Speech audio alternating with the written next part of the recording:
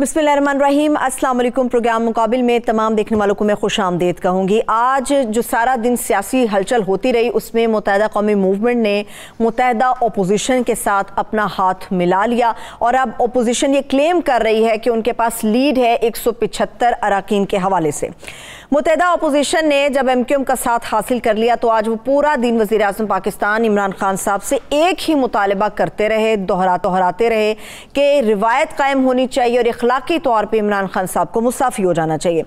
मगर वज़ीर आज़म इमरान खान साहब ने आज जो सहाफ़ियों से नहायत अहम मुलाकात की है उसमें इस बात को वाज़े कर दिया है कि आखिरी गेंद तक खेलेंगे, ना सिर्फ खेलेंगे बल्कि ये मैच भी जीत जाएंगे।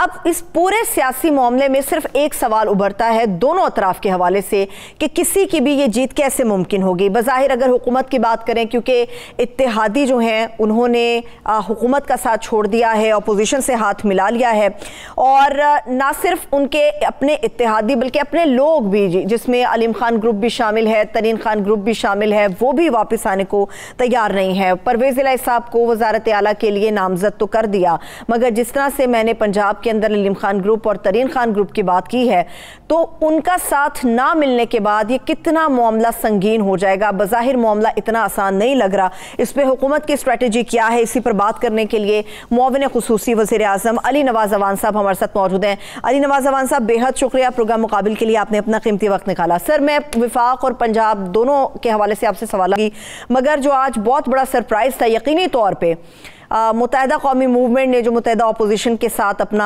इत्तेहाद कर लिया है, क्या आप लोग एक्सपेक्ट कर रहे थे कि ऐसा होगा? देखिए, वो हमारे एलाइज हैं और थे और उन्होंने अपना ग्राउंड सिचुएशन देखते हुए अगर वो ये समझते हैं कि जिस पॉलिटिकल पार्टी के साथ वो हमेशा से 19 if I'm not wrong APMSO बनी थी 1977 के अंदर और उसके बाद 1987 if I'm not wrong मुत्तहिदा बनी थी, जिसके खिलाफ वो स्ट्रगल करते आ रहे हैं, जिसके तहत उन्होंने कराची के राइट्स मांगे थे, अर्बन सेंटर्स के राइट्स मांगे थे और अपना तशख़्ख़ुस की बात की थी उन्होंने। और वो ये समझ रहे हैं कि लगभग कोई 45 साल की स्ट्रगल में जिस जमात के खिलाफ वो हमेशा स्ट्रगल करते आए हैं, आज वो समझते हैं कि वो जमात उनके जो डिमांड्स हैं, जो वो समझते हैं, वो जो हमेशा से कहते आ रहे हैं, अगर वो इस पे सेटिस्फाइड है और एक दफा नहीं, दो दफा नहीं, तीन दफा नहीं, चार दफा नहीं, वो उस चीज से डसे भी गए हैं पर स्टिल वो ये समझते हैं कि वो कर सकते हैं, तो ये तो उनका फैसला है। और PTI के लिए तो बहुत अच्छा है और PTI के लिए इस तरह अच्छा है कि देखें, हमने अल्हम्दुलिल्लाह जो कराची में आपने 2013 में हम सेकंड पार्टी थे जिसने सबसे ज्यादा वोट लिए थे। 2018 में हम बड़ी पार्टी, सबसे बड़ी कराची में जो अर्बन सेंटर्स हैं सिंध के, और इंशाल्लाह ताला आप देखिएगा बिकॉज इनके स्टैंड से शायद उनको इस चीज की समझ नहीं। मैं 16 साल कराची रहा हूँ और जो हेट्रेड पाया जाता है पॉलिटिकल पार्टीज के वगैरह, और लोग क्यों MQM के साथ खड़े थे, अपने राइट्स के लिए खड़े थे, आज ये अगले इलेक्शन के अंदर वो बेयर करेंगे। ठीक है, लेकिन अली नवाज़ अवान साहब, आप ये समझते हैं कि जो हाथ MQM ने बढ़ाया है पीपल्स पार्टी की तरफ, वो बेसिकली कराची की आवाम के साथ बेवफाई की, और दूसरा इमरान खान साहब और तहरीक इंसाफ पर जो अपोजिशन या ख़ासतौर पर कराची के लोग ये इल्ज़ाम आयद करते हैं कि एक बड़ा वोट दिया था, आपने भी इस बात का क्लेम किया, एक बड़ा वोट मिला था, बड़ी नुमाइंदगी मिली थी, मगर इमरान खान साहब चंद घंटे के लिए कोई इक्का दुक्का तो गए हैं कराची में, मगर कोई एक रात भी उन्होंने कराची में नहीं गुजारी, कुछ अहम मुलाकातें उन्होंने कभी कराची में नहीं की, उस तरह से संजीदगी से कराची को नहीं लिया जिस तरह से लोग तवक्को कर रहे थे।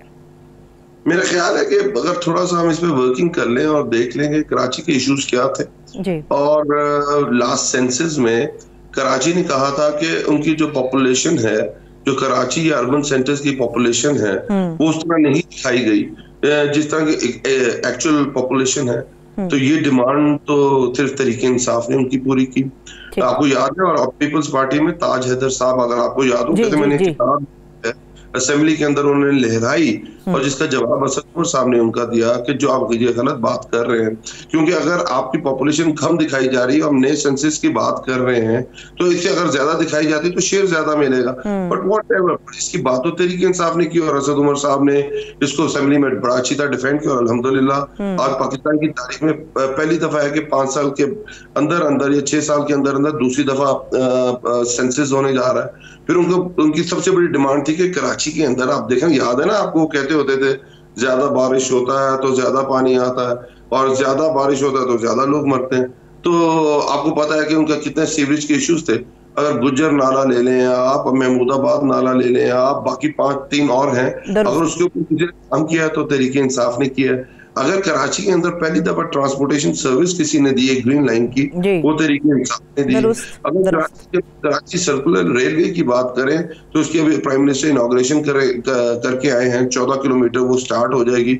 और जो हम एस्टिमेट कर रहे थे कि कोई 10 लाख लोग उससे फायदा उठाएंगे ऑन डेली बेसिस। और अगर उसके बाद आप देखें कि उनको जो इज्जत मिली है, जो उनके साथ ट्रीटमेंट हुई, आज से पहले एमक्यूएम के साथ तो हमेशा वो कोलिशन गवर्नमेंट्स के अंदर रही है। तो कभी भी आपको याद होगा लास्ट टाइम नून लीग के साथ थे और कराची के अंदर ऑपरेशन हुआ था और एमक्यूएम हिस्सा थी उस कोलिशन का अंदर, पर वो कुछ आपके सामने ये लोगों ने अब डिसाइड करना है।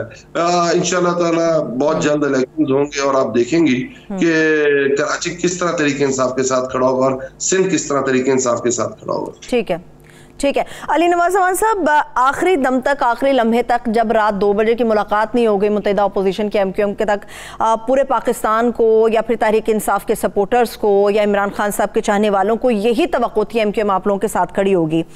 एक लंबा चौड़ा उन्होंने एग्रीमेंट साइन कर लिया है पीपल्स पार्टी के साथ।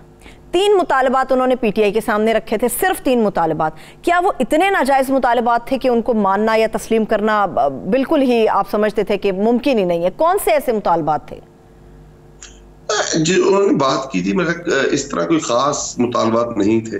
देखें, मैं आपको बात बता रहा हूँ, एमक्यूएम ने बड़ा gracefully, I am telling you, बाकी बहुत सारे हमारे और अलाइज थे, शायद उस तरह ग्रेसफुली उन्होंने रिएक्ट नहीं किया। वो उनका अपना डिसीजन है। आप तहरीक इंसाफ के सामने जो चीजें रखी गई, आज उनकी 7 सीटें हैं, उनके 2 फेडरल मिनिस्टर्स बैठे हुए हैं फेडरल कैबिनेट के अंदर, अमीनुल हक साहब, उसके बाद फरूक नसीम साहब, और उसके बाद जो उन्होंने बात की थी मैरीटाइम्स की, वो भी तहरीक इंसाफ की गवर्नमेंट ने कहा था we are ready for it. और उसके अलावा अब उनकी चॉइस है। ये सवाल आप उनसे ज्यादा अच्छी तरह पूछ सकती हैं कि क्या इससे ज्यादा आज तक किसी जमात ने किसी अलाइज के साथ जो कमिटमेंट्स की हैं उसको पूरा किया या नहीं किया। सही है, ठीक है। फरूक नसीम साहब की आपने बात की, वो तो बड़े करीब थे इमरान खान साहब के और ये समझा जाता था बड़े पॉपुलर भी हैं पीटीआई के अंदर, बावजूद इसके कि मुत्तहिदा से उनका ताल्लुक है।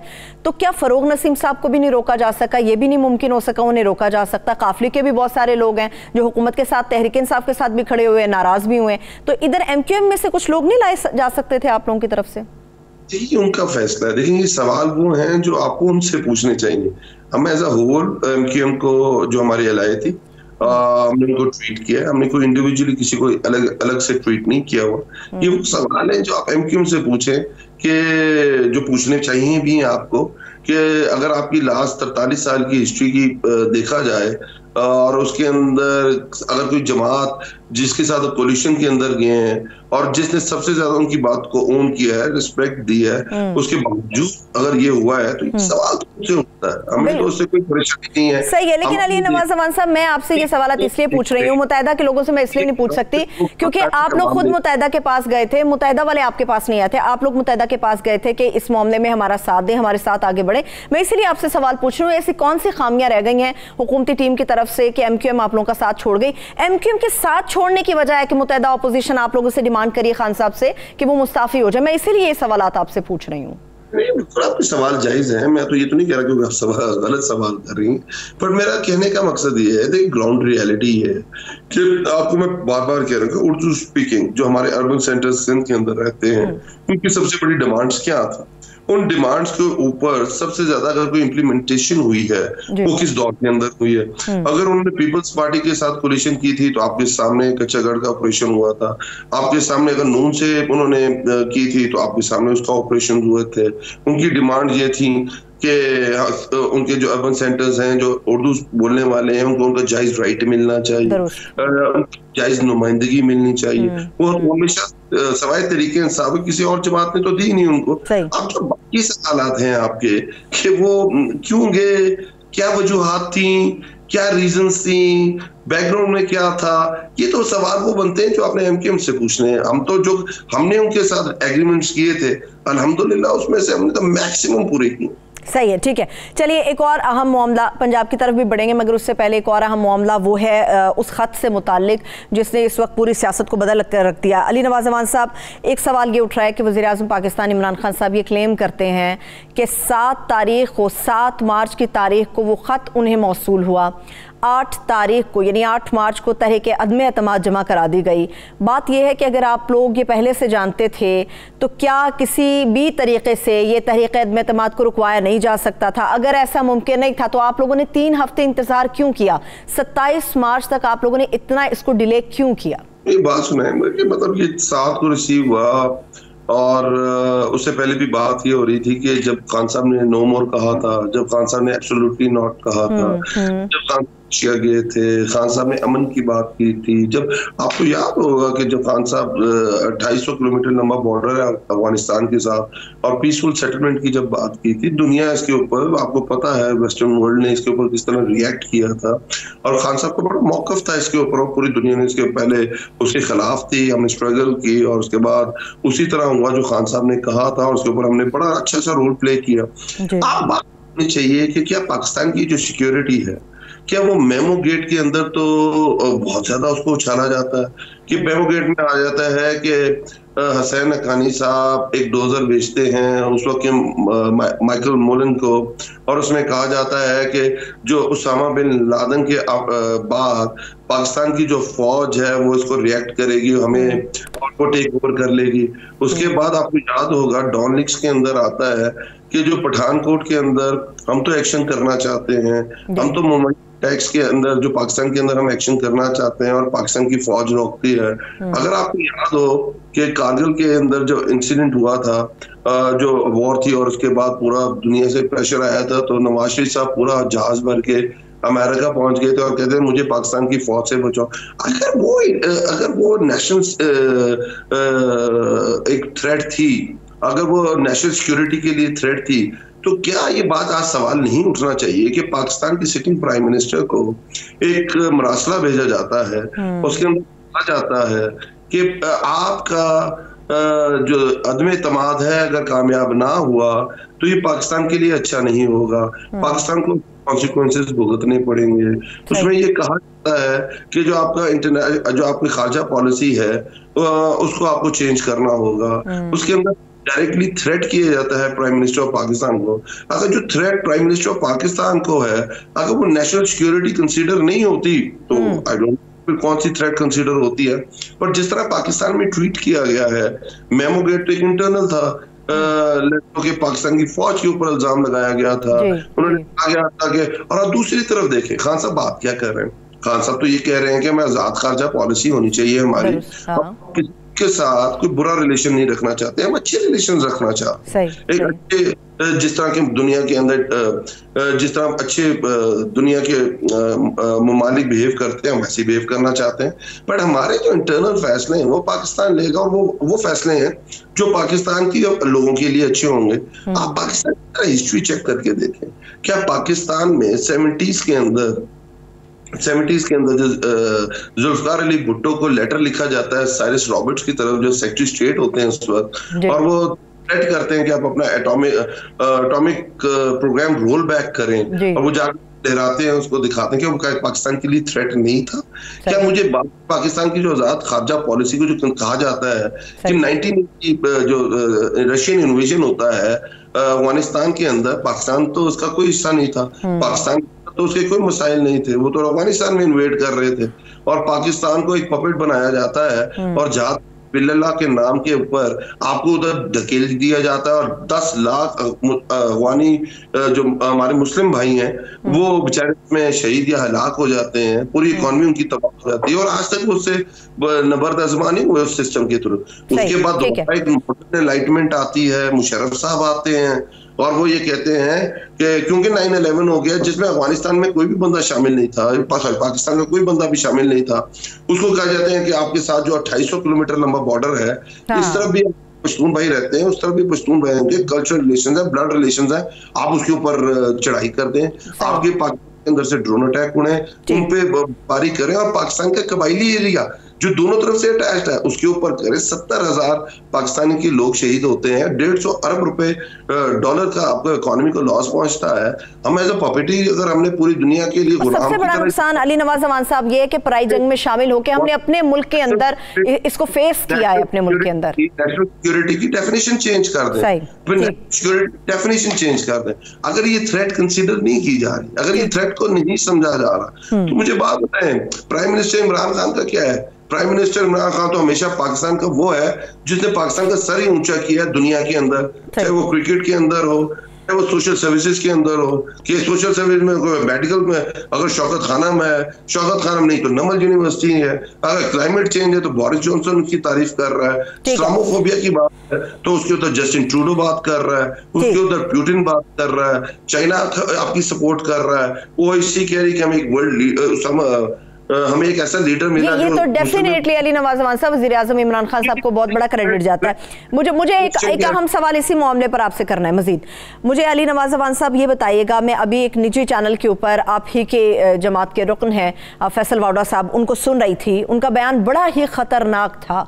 वो कह रहे हैं कि जिस ख़त के हवाले से मामला चल रहे हैं आगे, उसमें इमरान खान साहब को, मैं दोहरा रही हूँ, इमरान खान साहब को खुदा न ख्वास्ता कत्ल की धमकी दी गई है, क्योंकि ये एक पार्टी चेयरमैन का मामला नहीं है। इस वक्त सिटिंग वज़ीर आज़म है, इस मुल्क के वज़ीर आज़म है, उनकी बात कर रही हूँ। आप तस्दीक करेंगे क्या वाकई ख़त में ऐसी कोई बात मौजूद है? अगर आपने खान साहब की तकरीर सुनी हो, प्राइम मिनिस्टर पाकिस्तान की तकरीर सुनी हो, जो हमारा 27 मार्च को जलसा हुआ था, इसको उन्होंने क्या बात की कि जुल्फ़िकार अली भुट्टो से मुझे बहुत सारे इख्तलाफ हैं, हम सबको हैं, उनकी जो नेशनलाइजेशन पॉलिसी थी हम उसके बहुत खिलाफ, बट जो उनकी ज़ात पॉलिसी थी उसकी हम हमेशा हमायत करते हैं। तो उन्होंने भी एक लेटर लहराया था, और उसके बाद भुट्टो साहब के साथ क्या हुआ, लियाकत अली खान के साथ इस मुल्क के अंदर क्या हुआ? क्या मुझे बताएं कि जो बंदा आजाद खारजा पॉलिसी की बात करता है उसके साथ क्या होता है? क्यों आप अयूब खान के दौर में जाके सेंटो मिंटो साइन करते हैं? क्यों आप उस तरफ झुकाव जाता है, जिस रीजन के अंदर है आप, जिस जगह रहते हैं, और वहां आप अपने अलाइज नहीं पैदा करते या आप उनके साथ ताल्लुकात नहीं रखते? आप क्यों जाके 7 समुंदर पार और उससे भी दूर जाके अपने इस तरह की चीजें करते हैं? तो मुझे बताएं ना, आप उसे कोरिलेट करें, हिस्ट्री को देखें, तो आपको फैक्ट नजर नहीं आ रही? जब वो आपको कह रहे हैं कि आप हमेशा गुलामों की तरह रहे हैं, हम आपको फोन करते थे और हम कहते थे कि 7 में से 3 चीजें मुशर्रफ मानेगा, और 7 के 7 चीजें हम मान जाते थे। तो आपको तो कि हम कहते थे आप जात फी सिबिलिल्लाह करें, तो हम जात फी सिबिलिल्लाह करने लग जाते थे। हमें वो कहते थे मॉडर्न एनलाइटमेंट करें, और उसके तहत जिन लोगों को पहले आपने कहा था कि वो जात फी सिबिलिल्लाह, आप उनके खिलाफ हो जाए, मारना शुरू कर दें। चलिए अली नवाज अमान साहब, मुझे ब्रेक की तरफ जाना है। ठीक है सर, ब्रेक की तरफ जाना है, मगर ब्रेक्स पर जाने से पहले मैं आपसे निहायत अहम सवाल पूछूंगी, मुख्तसर उसका जवाब मुझे चाहिए होगा। पार्लियामेंट का मुश्तरका इजलास इन कैमरा इजलास है जिसके अंदर खत को सामने लाया जाएगा, किस तरह से दीगर सियासी जमातों को आप लोग कॉन्फिडेंस में लेंगे? देखिए, सिंपल सा तरीका है कि जो नो कॉन्फिडेंस मोशन मूव हुई है उसके अंदर एक इल्जाम ये भी लगाया गया है प्राइम मिनिस्टर इमरान खान को कि जो अपनी खारजा पॉलिसी है तो उस खारजा पॉलिसी की वजह से अब दुनिया में तनाव होके रह गए।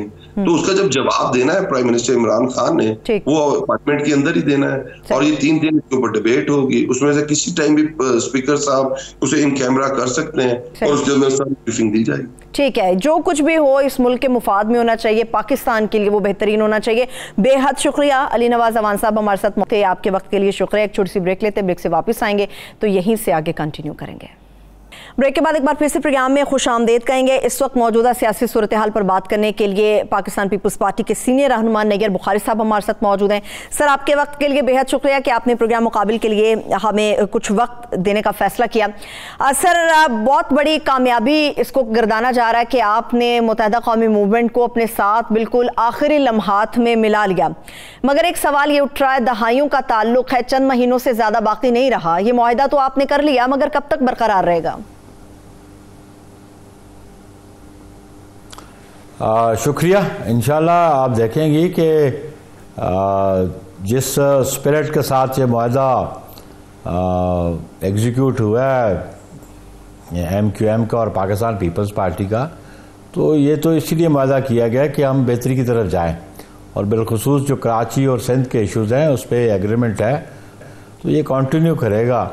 और हम समझेंगे कि ये इस सूबे के अवाम के लिए, कराची के लिए और बिलखुसूस पाकिस्तान के अवाम के इंटरेस्ट में था जिसमें मुआहदा एग्जीक्यूट किया गया। तो आप अभी मुआहदा आज एग्जीक्यूट हुआ, उसके समरात कल से आने शुरू, बल्कि आज से समरात आने शुरू हो गए हैं। तो आप पहले ही क्वेश्चन कर रही हैं कि कब तक रहेगा। Let's see it will work. और इसलिए हमने मुआहदा इसीलिए किया कि इसके तहत दोनों पार्टीज और बल्कि जो ऑपोजिशन की दीगर पार्टीज हैं वो भी इसमें सपोर्टिव है और मुआहदा कंटिन्यू करेगा। सही है, ठीक है सर। मैं सवाल इसलिए ये आपसे कर रही थी क्योंकि माजी में कुछ ज़्यादा देर तक ये मुआहदे नहीं चल सके। 88 से ऑनवर्ड हम देख लेते हैं तो पाकिस्तान पीपल्स पार्टी और मुत्तहदा कौमी मूवमेंट के दरमियान जब भी कोई एग्रीमेंट हुआ है वो चंद महीनों के ऊपर मुहित था, इससे ज़्यादा देर नहीं चला। इसलिए बड़ा मेरा अहम सवाल था और पूछना भी ज़रूरी था कि कब तक चलेगा। एनीवे सर, मुझे ये बताइएगा, अगला इलेक्शन होगा साल 2023 का, उसमें उस इलेक्शन में मुत्तहदा कौमी मूवमेंट और पाकिस्तान पीपल्स पार्टी दोनों जमातें हरीफ होंगी या फिर हलीफ होंगी? देखें, ये बड़ा प्री मेच्योर क्वेश्चन है। एक तो आपका क्वेश्चन उसको मैं in accordance with the given circumstances नहीं समझता। ठीक है। ऑब्वियसली अब ये गवर्नमेंट इंस्टॉल होगी मुत्तहदा अपोजिशन की, इस पे हम तो चाहेंगे कि हम जल्द से जल्द इलेक्शन करें। कुछ इलेक्शन रिफॉर्म्स की बात है, लेकिन हम समझे थे कि फ्रेश इलेक्शंस ही इस मुल्क के मसाइल का हल है। आवाम को इस महंगाई से और बेरोज़गारी से निकालने के लिए फ्रेश मैंडेट बड़ा ज़रूरी था। लेकिन ये इलेक्शंस कब होंगे ये जो मुत्तहदा अपोजिशन की लीडरशिप है वो डिसाइड करेगी। लेकिन प्राइमरीली इस vote of no confidence move करने से पहले, मूव करने के बाद और आज तक सारी अपोजिशन जमातों का मौक़िफ़ ये है कि हम जल्द से जल्द इंतखाबात की तरफ जाएंगे। और मैं समझता हूँ कि आज जो मुत्तहदा कौमी मूवमेंट पाकिस्तान के साथ जो मुआहदा हुआ और अपोजिशन की सारी लीडरशिप की प्रेजेंस में हुआ और वो साइन भी वहाँ पे हुआ, तो ये ऐसा मुआहदा है कि जिसके तहत मौजूदा हुक्मरानों के पास कोई जवाज़ नहीं रहा कि वो हुकूमत में बैठे और वो अपना नंबर्स जो हैं वो उनके पास रिक्वायर्ड नंबर्स नहीं हैं। उनके अलाइज उनको छोड़ चुके हैं, उनके अपने मेंबर्स डिफेक्ट कर चुके हैं और अब जो अपॉइंटमेंट्स भी इस सारी सूरत हाल के बाद की जा रही हैं या जो इंस्ट्रक्शंस दी जा रही हैं वो मॉरली भी और लीगली दुरुस्त नहीं है। और असल बात ये थी कि इनमें अगर थोड़ी सी इखलाकी जुर्रत है और ये आइन और कानून को समझते हैं तो इस प्राइम मिनिस्टर को स्टेप डाउन करना चाहिए और या तो फिर कल जब सेशन हो रहा है तो वोट करवा लें अगर ये तुम्हें इतना एतमाद है। लेकिन आप देख रहे हैं कि आज के जो नंबर्स हैं वो मुत्तहदा अपोजिशन के पास विदाउट जो डिफेक्शन है 177 है, रिक्वायर्ड नंबर 172 है। और उसके अलावा जो पीटीआई के लोग इनको छोड़ के चले गए हैं जिनका अदम एतमाद है मौजूदा प्राइम मिनिस्टर पे, उनकी तादाद को 2 दर्जन है। तो ये अराउंड 200 का फिगर जो है वो मुत्तहदा अपोजिशन के पास है। सही है, ठीक है। लेकिन सर आप ये जो बात कर रहे हैं कि अखलाकी तौर पे जो मुत्तहदा अपोजिशन डिमांड कर रही है कि वज़ीर-ए-आज़म पाकिस्तान को स्टेप डाउन कर देना चाहिए, मुस्ताफ़ी हो जाना चाहिए, मगर जो उन्होंने आज मुलाकात की है सहाफ़ियों से बड़ी इंपॉर्टेंट थी और उन्होंने ये भी बताया कि वो आखिरी गेंद तक खेलेंगे, वो हार नहीं मानेंगे। 80% तक तो अभी भी उन्हें यकीन है वो जीत जाएंगे और इतवार को 100% वो जीत जाएंगे। ये किसी खुशफहमी में है तो रहे जो उसकी खुशफहमी तो मैं तो दूर नहीं कर सकता। जो नंबर्स हैं वो बड़े वाज़ेह हैं और इनकी गवर्नमेंट जो बनी थी वो अलायंस की गवर्नमेंट थी और उस अलायंस की गवर्नमेंट में मेजर फैक्टर MQM का था, उसमें बलूचिस्तान अवामी पार्टी का था और उसमें कुछ इंडिपेंडेंट थे, मसलन जमहूरी वतन पार्टी के इंडिपेंडेंट थे, अली नवाज शाह साहब इंडिपेंडेंट थे। और आज जो सिंध हाउस में अभी MQM की प्रेस कॉन्फ्रेंस के बाद एक मीटिंग जो थी जिसमें मुत्तहदा अपोजिशन के लीडर्स थे, वहाँ पे ये क्या दावा करते हैं, आपने टेलीविजन पे वो तस्वीरें देखी होंगी जहाँ पे फवाद चौधरी के कज़न भी वहाँ मौजूद थे और PTI के कराची से एक और MLA वो भी मौजूद थे। वो तो अभी पब्लिक हुई है मीडिया पे। तो उसके बाद इनका क्लेम करना, इनके पास क्या जवाब रहता है? तो ये तो वैसे अब मैं ना मानू वाली बात है, उसका तो इलाज हमारे पास नहीं है। और ये कहते हैं इनसेनिटी का इलाज डॉक्टर कर सकते हैं, पॉलिटिकली इनसेनिटी का इलाज मैं इनका नहीं कर सकता। हाँ, ठीक है सर। सर मुझे एग्रीमेंट से मुतालिक एक और सवाल करना है, फिर मैं आगे बढ़ूंगी। MQM की राब्ता कमेटी कहती है कि हमारे 3 मुतालबात थे जो कि हमने तहरीक इंसाफ के सामने रखे, उन्होंने नहीं माने। उसमें एक सियासी तौर पे जो दफातर थे उनका ओपन करना था, दहशतगर्दी के मुकदमात को ख़त्म करना था, लापता अफराद की बाजियाबी थी।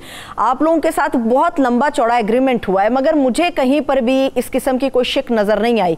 क्या एग्रीमेंट से हटकर आप लोगों के सामने की डिमांड रखी गई हैं? क्या आप लोगों की तरफ से वादा किया गया कि इनको पूरा किया जाएगा? मेरा ख्याल है आप एग्रीमेंट तक कन्फाइंड रहे तो ज्यादा बेहतर है। एग्रीमेंट वो जो दोनों पार्टी ने एग्जीक्यूट किया है, ठीक। बियॉन्ड दैट आपको जाना, आप क्या ढूंढना चाहती हैं उसमें? एग्रीमेंट इंप्लीमेंट उस पर होगा जिसकी दोनों पार्टी सिग्नेटरी हैं और बाकी अपोजिशन के लीडर भी सिग्नेटरी है। That is the agreement.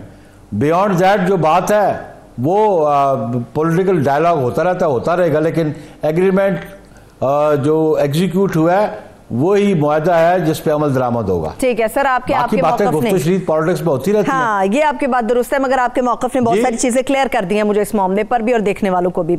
Sir एक बहुत बड़ी कंफ्यूजन है, जब तक आप लोग PDM से अलग थे पाकिस्तान, मैं अर्ज करना चाहता हूँ।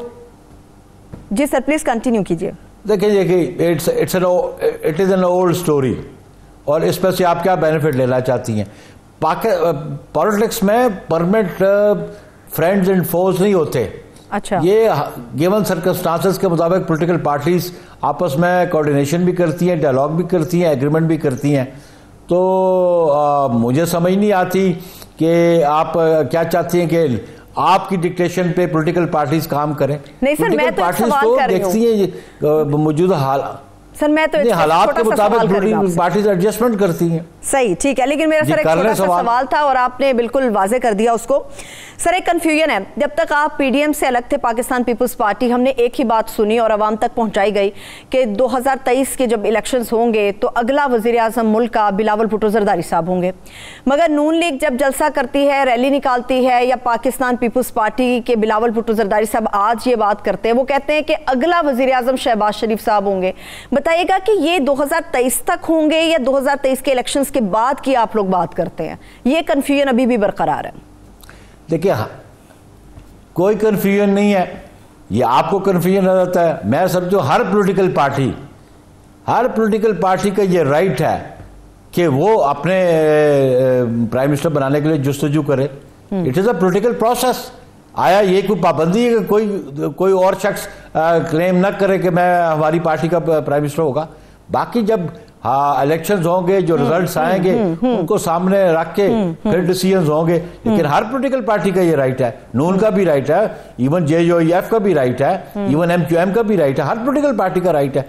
तो इसी तरह चीफ मिनिस्टर का है। ये कोई ऐसी बात नहीं है कि जो इलीगल या अननेचुरल बात की जा रही हो पॉलिटिकल पार्टीज के साथ।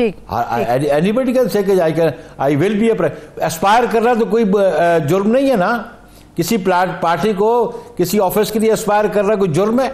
कतन कोई जुर्म नहीं है। ठीक है, ये पॉलिटिक्स है, it is a political process. सही है, ठीक है सर। पार्लियामेंट के मुश्तरका इजलास के अंदर जिस खत के हवाले से बात हो रही है, मेरी गुज़श्ता रोज़ नवीद कमर साहब से बात हुई तो वो तो कह रहे थे कि आप लोग इसको एक मजाक के तौर पर देख रहे हैं, एक मजाक है, इसके अलावा कुछ नहीं है। सर पार्लियामेंट का जो मुश्तरका इजलास होने जा रहा है उसमें वो खत भी पेश किया जाएगा। नून लीग की तरफ से शहबाज शरीफ साहब ये बात कर चुके अलल ऐलान कि अगर वाकई बैरूनी साजिश हुई तो मैं इमरान खान साहब के साथ खड़ा हूँगा। क्या सर पाकिस्तान पीपल्स पार्टी भी ऐसी ही सोच रखती है? अगर वाकई ऐसा कुछ हुआ तो आप खान साहब का साथ देंगे? हम ये समझते हैं कि ये सारे डिली डैली करने के तरीके अडॉप्ट कर रहे हैं। ना कोई इस किस्म का खत है, और जो खत भी है जिसके कंटेंट्स आज कुछ आए हैं कि वो किसी फॉरेन कंट्री के तो खत ही नहीं है। वो तो एक जो पाकिस्तान का एम्प्लॉय है उसने एक एप्रीहेंशन का कोई जिक्र किया होगा, लेकिन वो भी आज इस्लामाबाद हाई कोर्ट का फैसला आ चुका है कि ऑफिशियल सीक्रेट एक्ट भी मौजूद है और वो ओथ भी लिया हुआ है जो प्राइम मिनिस्टर लेता है और जो MNAs देते हैं, जो मिनिस्टर देते हैं। तो फिर उस ओथ को सामने रखा जाएगा। हाई कोर्ट की ऑब्जर्वेशन आई है और बल्कि हाई कोर्ट ने तो ये कह दिया है कि इसको जो प्राइम मिनिस्टर है इसको आप अपने ऑफिशियल सीक्रेट एक्ट को मद्देनजर रखेगा। तो मैं समझता हूँ कि अभी ये जॉइंट सेशन में जाने की जरूरत नहीं है। अभी हम समझते हैं कि he is not a prime minister now, कि आज की MQM की अनाउंसमेंट के बाद 177 नंबर बराह रास्त विदाउट डिफेक्शन जॉइंट अपोजिशन के पास है। He should step down. और अगर ये बहुत समझते हैं, एतमाद है इनको, तो कल सेशन है तो वोट करवा लें। और मैं समझता हूँ कॉन्स्टिट्यूशनली कल वोट हो जाए। He ceases to be a prime minister of Pakistan article 95 के नीचे। ये एक तरीका, एक कोई और रास्ता ढूंढना चाहते हैं, लेकिन अब इनके मैं समझता हूं कि पास कोई जवाब नहीं है अपने आप को प्राइम मिनिस्टर कहलवाने का। सही है, ठीक है सर। यकीनी तौर पे मुत्तफ़िक़ हूँ कि आप लोगों का नंबर इस वक्त बहुत बड़ा है और हुकूमत के पास नंबर इस वक्त कम है, अपोजिशन इससे ज़्यादा मजबूत पोजीशन के ऊपर खड़ी है। मगर सर जब सब चीज़ें, सब मामला कानूनी लिहाज से हो रहे हैं और आप लोगों को यकीन भी आप लोगों का नंबर इतना ही है और बरकरार रहेगा, मजीद भी बढ़ सकता है, तो फिर ठीक है, बहस हो जाने दीजिए। इमरान खान साहब भी पूरा एतमाद है कि जब नंबर होंगे, वोटिंग पड़ेगी तो लग समझ जाएगी। वो तो ये बात करते हैं कि नंबर्स पूरे ही नहीं होंगे इन लोगों के। एक बात आप जहन में रख लें जी, ये जो आर्टिकल 95 है ना जी, ये इस पे जब प्रोसेस शुरू हो जाता है वोट ऑफ नो कॉन्फिडेंस का जी, तो इसको प्रोरोग नहीं किया जा सकता। ये कदगन है स्पीकर पे, जब तक इस पे वोट नहीं होता तब तक ये प्रोरोग नहीं हो सकता। मुझे समझ नहीं आती कि ये कैसे प्रोरोग करेंगे इस इजलास को। आइन की खिलाफ वर्जी करेंगे, पहले भी खिलाफ वर्जी कर चुके हैं आर्टिकल 54 की। तो इसलिए अगर ये अपना रिस्पांस देना चाहते हैं तो जो मूवर्स हैं नो कॉन्फिडेंस के वो बात करेंगे, और वो जो अपोजिशन के लीडर है वो बात करेंगे। उसके रिस्पांस में अगर ये बात करना चाहते हैं तो बात कर लें, इसको पार्लियामेंट में बात करने से कोई नहीं रोकता। लेकिन ये बदनीति पे बुनियाद होगी कि जो प्रोसेस नो कॉन्फिडेंस को चल रहा है उसको डाइवर्ट करने की कोशिश की जा रही है, जिसको हम नहीं मानेंगे। हम समझते हैं कि कल के इजलास में जो लीव ग्रांट हो चुकी है, मोशन मूव हो चुका है, कल उस पर डिबेट कर रहे हैं और अपोजिशन अपना मौक़िफ़ लेके आएगी इस मोशन के हक में। उसके खिलाफ जो उनके आर्गूमेंट्स वो ले आए और उसके बाद ये वोट के लिए जाना चाहिए। विदाउट वोट ये इजलास प्रोरोग नहीं हो सकता, आइन की खिलाफ वर्जी होगी अगर स्पीकर करेगा तो। ठीक है सर, मुझे ये बताइएगा कि कराची से ही पाकिस्तान तहरीक इंसाफ के रुकन है फैसल वावड़ा साहब, उनको मैं अभी कुछ देर पहले सुन रही थी। उनका बयान ये है कि जो लोग आप लोगों के साथ मिले हैं आकर, आप लोगों के साथ वो मुल्की मुफाद में नहीं मिले बल्कि बोलियां लगी हैं। ये उनके वर्ड्स हैं, बोलियां लगाई गई हैं। देखिए, जो हारा हुआ जो शख्स है, एक तो इनका प्राइम मिनिस्टर ब्लफ करता रहा कि मेरे पास नंबर पूरे हैं, मैं एक सरप्राइज दूंगा। That was totally a bluff. और वाला साहब तो अब मेंबर नेशनल असेंबली ही नहीं है, उनके बारे में तो वर्डिक्ट आ चुकी है। He is no more senator also, और उनकी सीट खाली। वो नेशनल असेंबली से रिजाइन पहले करके थे, अपनी जो उन्होंने कंसीलमेंट की हुई थी उसके बारे में डिक्लेरेशन में जो उसमें रॉन्ग स्टेटमेंट डिक्लेयर की हुई थी, उसकी बुनियाद पे नेशनल असेंबली छोड़ी, सेनेट में, सेनेट की भी सूट रिलीज कर चुके हैं। तो उनके बारे में आप क्या सवाल करती हैं मुझसे? सर मैं तो उनके स्टेटमेंट सुन रही थी, उन्होंने चूंकि आप लोगों के हवाले से बात की, मैंने इसलिए आपसे पूछ लिया। जो बंदा पार्लियामेंट का हिस्सा नहीं रहा, गलत बयानी की बुनियाद पे उड़ गया हो, उसकी स्टेटमेंट पे मैं क्या कमेंट करूं? चलिए ठीक है सर, पंजाब की सियासत के ऊपर आ जाते हैं। गुज़श्ता रोज आसिफ अली जरदारी साहब को भी सुना और अपोजिशन का ये मौक़िफ़ है, ये बात करते हैं और वो पूरा एतमाद भी है आप तमाम लोग कि पंजाब की वजारत आला जिसको अपोजिशन चाहेगी उसको मिलेगी। तो परवेज इलाही साहब तो कहते हैं मेरे नंबर्स भी पूरे हैं। पंजाब में आप लोगों की स्ट्रेटेजी क्या होगी जो आप लोगों को इतना यकीन है कि हम लोग कामयाब हो जाएंगे? देखिए, पंजाब में जो चीफ मिनिस्टर के पास नंबर ऑफ वोट्स थे, बड़ा थिन मार्जिन था, 4 या 6 बंदों का डिफरेंस था। और इसमें पंजाब में इनके जो ग्रुप्स बने हुए हैं, तरीन ग्रुप है और अलीम ग्रुप है, उनकी तादाद अराउंड 30 है। और उन 30 के बाद आप देख रहे हैं क्या स्ट्रेंथ आएगी परवेज इलाही के पास। और जॉइंट अपोजिशन ऑब्वियसली जो है वो 4 के फ़र्क से एग्जिस्ट करती थी। वो 30 जो लोग हैं वो सपोर्ट करें तो अपोजिशन का बंदा ही चीफ मिनिस्टर बनेगा ना। परवेज इलाही साहब को मेजोरिटी 186 की number of votes Punjab assembly में नहीं मिलेगा। ठीक है सर, लेकिन इस वक्त तहरीक इंसाफ हो या काफिली उन लोगों का ये क्लेम अभी दावा कर रहे हैं कि अगर पंजाब के अंदर नून लीग के से जो कुछ लोग नाराज हैं वो भी परवेज इलाही साहब से राब्ते में है, 5 लोग उनके हैं और पीपल्स पार्टी के एक रुकन के हवाले से खबरें आ रही हैं कि वो भी काफिली का साथ देने को तैयार है। तो इस तरह से तो मामला आसान कुछ हद तक हो सकता है, नंबर गेम तो पूरी हो सकती है उनकी। देखिए ये सारी आप जो गुफ्तगू कर रहे हैं ना, ये हाइपोथेटिकल क्वेश्चंस है आपके। हम कॉन्फिडेंट हैं जहां हमने नेशनल असेंबली में अपनी स्ट्रेंथ हमारे पास है जी, वहां पे हम समझते हैं कि प्रोविंशियल असेंबली में भी हमारे पास स्ट्रेंथ है। ठीक है, ये आपने आपके इफ्स एंड बट्स वाले क्वेश्चन, हाइपोथेटिकल क्वेश्चन है।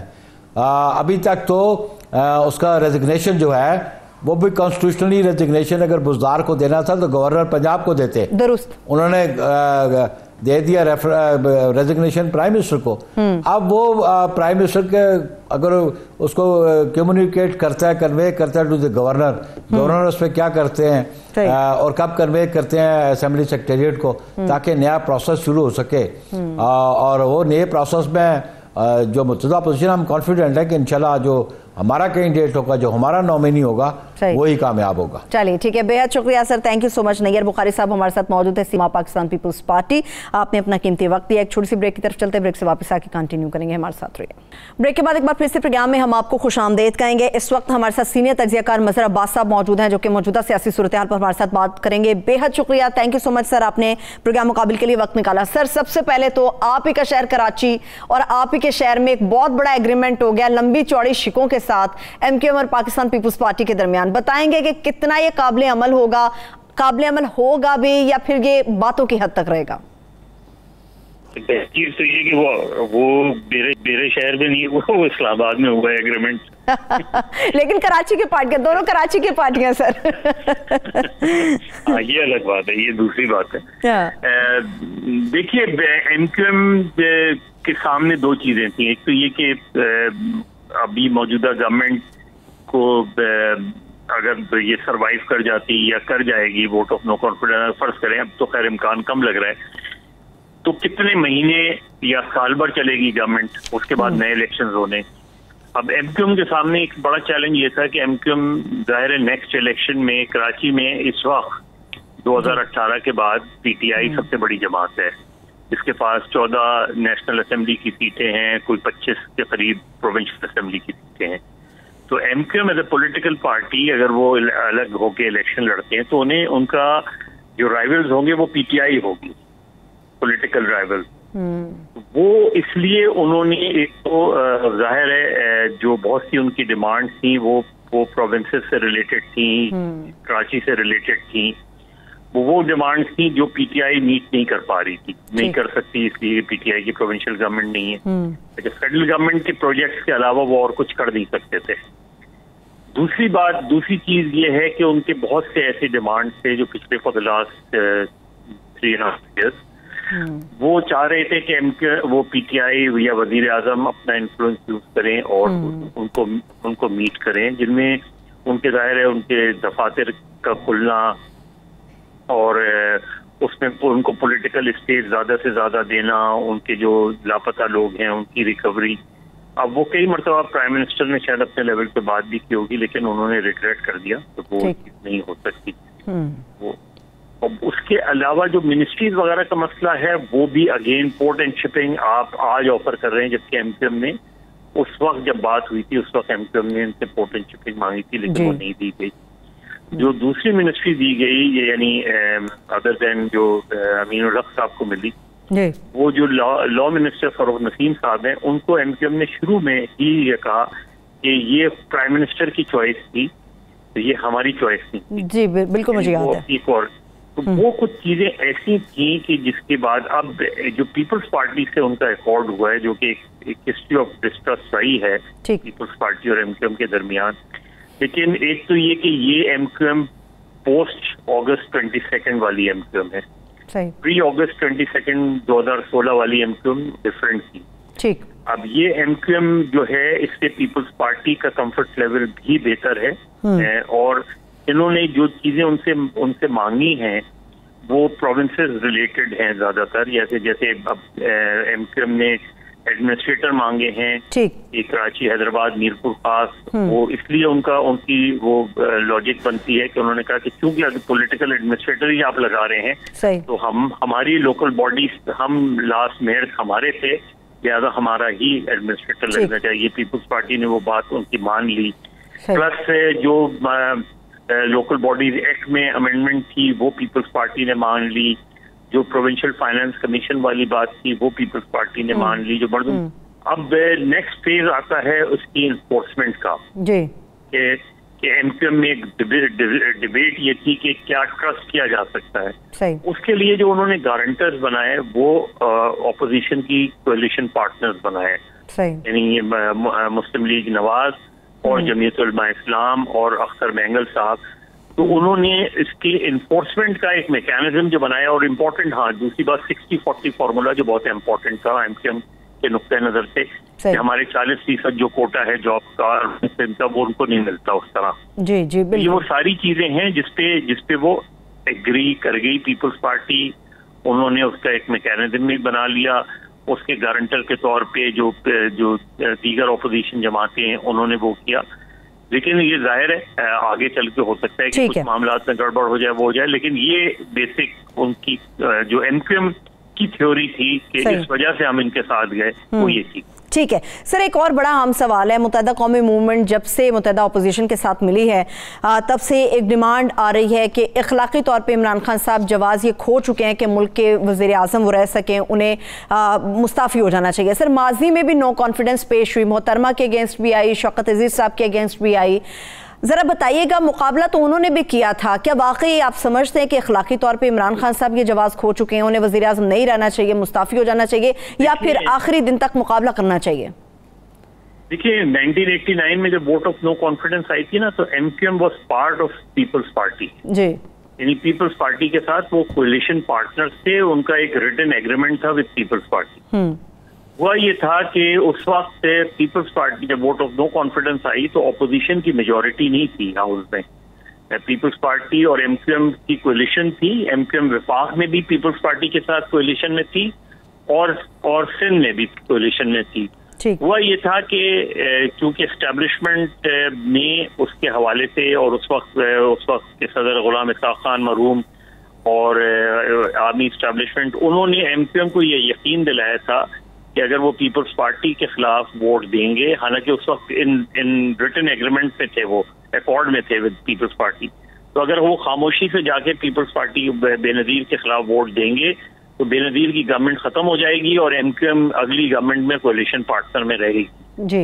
एमक्यूएम ने उनकी उस बात पे ट्रस्ट किया और पीपल्स पार्टी के साथ डील होते हुए भी उन्होंने जाके उधर वोट दे दिया। तो अगर उसी वक्त एमक्यूएम शुरू में ही अलग हो जाती पीपल्स पार्टी के साथ तो वो जाहिर है वही पोजीशन होती जो आज है। आज क्या पोजीशन है? आज ये है कि इमरान खान साहब के जितने नंबर्स हैं वो डिपेंडेंट थे एज ए गवर्नमेंट, वो डिपेंडेंट थे इन्हीं इत्तेहादियों के वोट के ऊपर। अदरवाइज तो पीएमएलएन की अच्छी खासी सीटें थी और विद पीपल्स पार्टी और अदर ऑपोजिशन पार्टी, लेकिन चूंकि पीएमएलक्यू भी गवर्नमेंट का साथ दे रही थी, एमक्यूएम भी गवर्नमेंट का साथ दे रही थी, बाप भी गवर्नमेंट का साथ दे रही थी और दूसरे छोटे ग्रुप भी गवर्नमेंट का साथ दे रहे थे, तो उसकी बिना पे उनकी एक सॉलिड पोजीशन थी। आज अगर पीएमएलक्यू को छोड़ के उनमें से भी एक निकल गया, अगर मेजॉरिटी दूसरी तरफ जाके खड़ी हो गई है तो मॉरली और डेमोक्रेटिक ट्रेडिशंस के हवाले से प्राइम मिनिस्टर इमरान खान आज की सिचुएशन में अगर देखें तो वो मेजॉरिटी लूज कर चुके। ठीक है, बहुत शुक्रिया sir, thank you so much sir, thank you so much. माजरत मेरे पास वक्त बिल्कुल खत्म हो गया। अब्बास साहब हमारे साथ मौजूद थे, आपके वक्त के लिए शुक्रिया। मुझे इजाजत दीजिए, अपना बहुत सा ख्याल रखिए, खुदा हाफिज।